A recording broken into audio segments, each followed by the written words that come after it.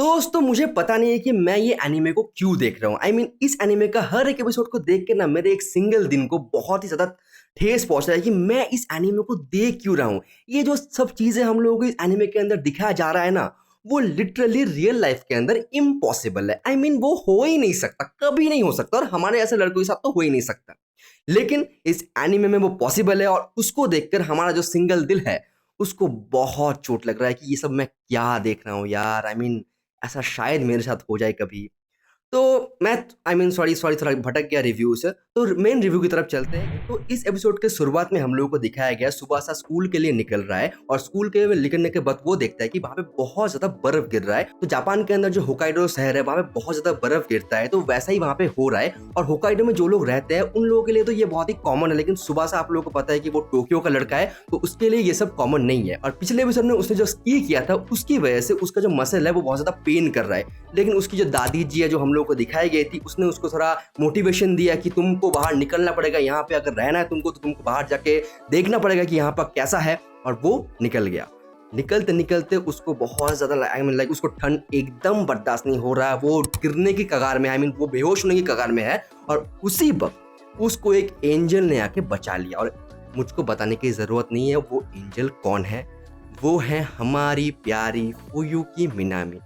जब भी मैं उसको देखता हूँ मेरे को सिर्फ एक ही लगता है कि ये लड़की रियल लाइफ में है क्यों नहीं।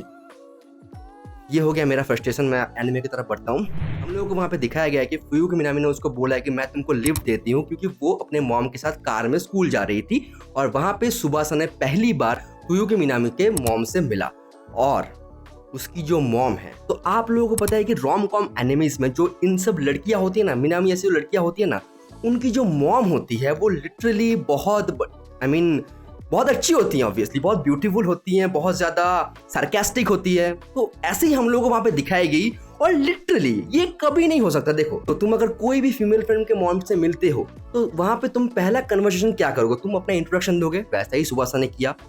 लेकिन उसकी मॉम तुमको कैसे रिएक्ट करेगी? वो ऑब्वियसली तुमको थोड़ा आहिस्ते आहिस्ते आंसर देगी। लेकिन यहाँ पे फुयू की जो मॉम है वो लिटरली बहुत सरकास्टिक वे में आंसर दे रही है, और वो वहां पे ये कोशिश कर रही है कि सुबासा और फुयू की डेट कर ले।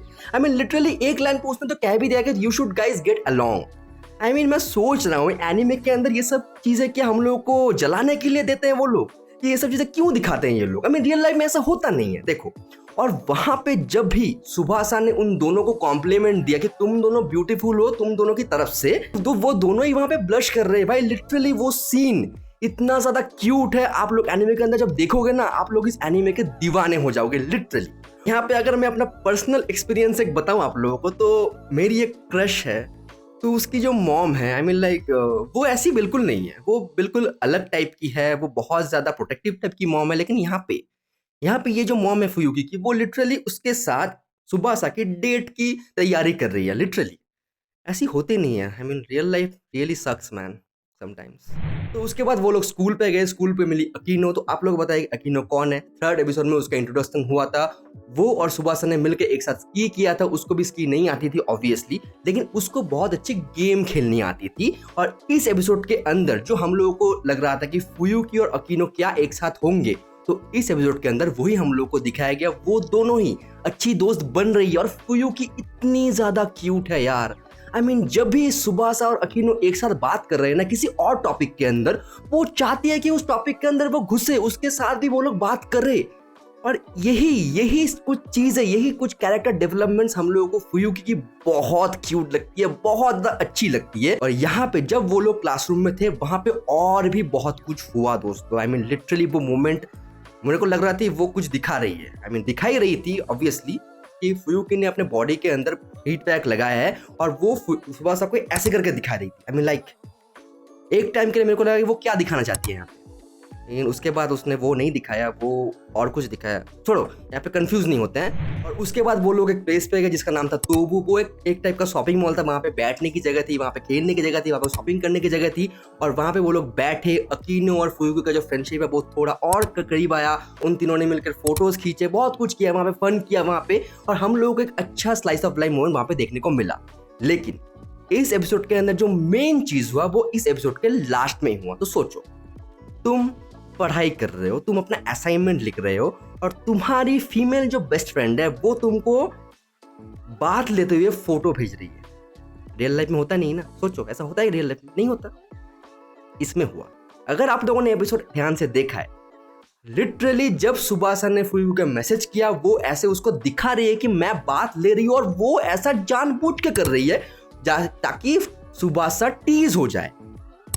और उसने कैसे कैसे फोटोज भेजे, आई मीन वो आप लोग यहाँ पे देख ही सकते होगे, वो उसने कैसे कैसे फोटोज भेजे उसको टीज करने के लिए।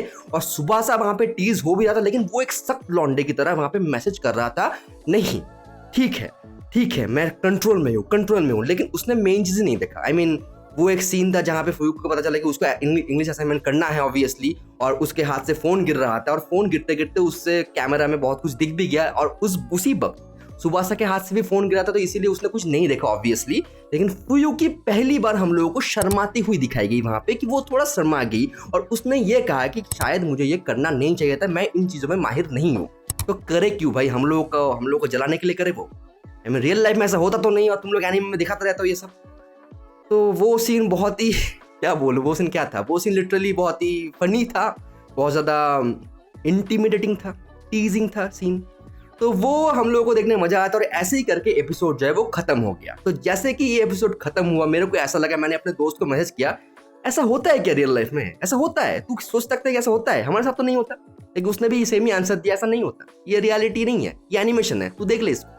तो ऐसे ही हम लोग को लगता है। और आप लोग अगर इसको चाहते हो कि आपके लाइफ के साथ हो जाए तो मुझे कमेंट सेक्शन में जरूर बताइएगा। और अगर आप लोगों को ये वीडियो बहुत पसंद है, इस वीडियो को लाइक कीजिए। और दोस्तों अगर इस वीडियो को आप लोगों को बहुत पसंद आता है, बहुत अच्छा लगता है, चैनल को सब्सक्राइब कर दो, वीडियोस पूरा देखो। इस वीडियोस के अंदर तो पूरा फन वीडियो है, तो आप लोग वीडियो देखो, सब्सक्राइब करो, हम लोग को सपोर्ट करो। तो दोस्तों मिलते हैं एक नए वीडियो में, एक नए एनीमे कंटेंट के साथ। तक के लिए जय हिंद।